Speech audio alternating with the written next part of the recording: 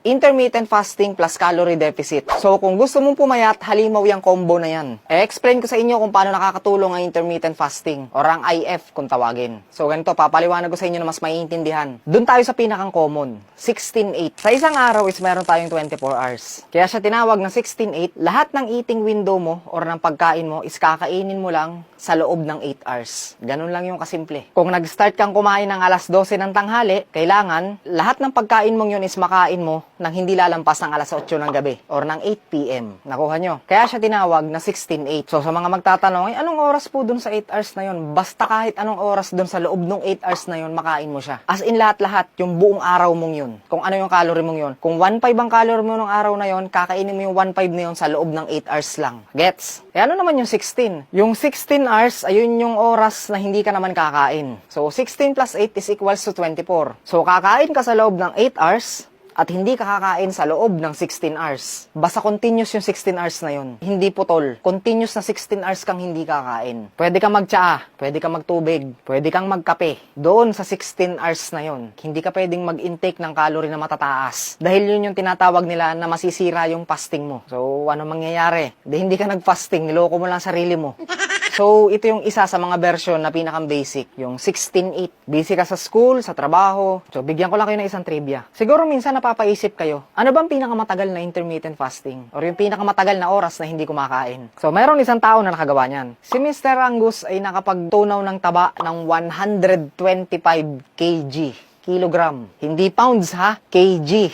Dahil nag-fasting siya ng 382 days. Yes, tama ka nang narinig. 382 days na walang kinakain. Tapos sasabihin ng iba, hoy, wag kang magpalipas ng gutom, magkaka-ulcer ka.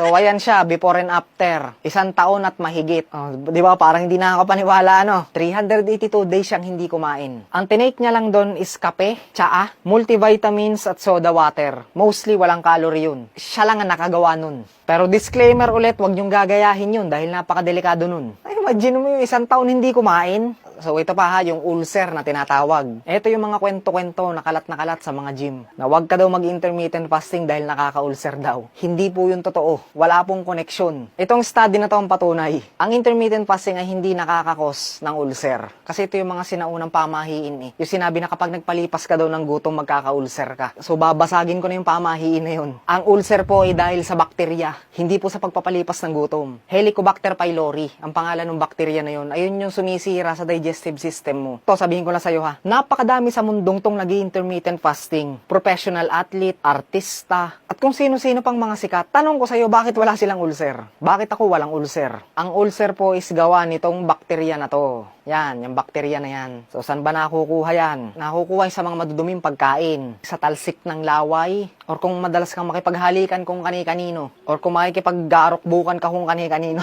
Yun, dun siya nakukuha. Hindi sa intermittent fasting. So, yun, malinaw tayo dun. So, tatandaan nyo, kapag nagda-diet ka or nagpapapayat ka, ang number 1 sandata mo isang calorie deficit. Yan ang lagi mong tatandaan. Ang intermittent fasting ay nakakatulong sa schedule mo. Nag-deficit ka para pumayat ka at nag-fasting ka naman para pumasok yung deficit mo sa schedule mo. So, dito na papasok yung calorie deficit at intermittent fasting ng sabay.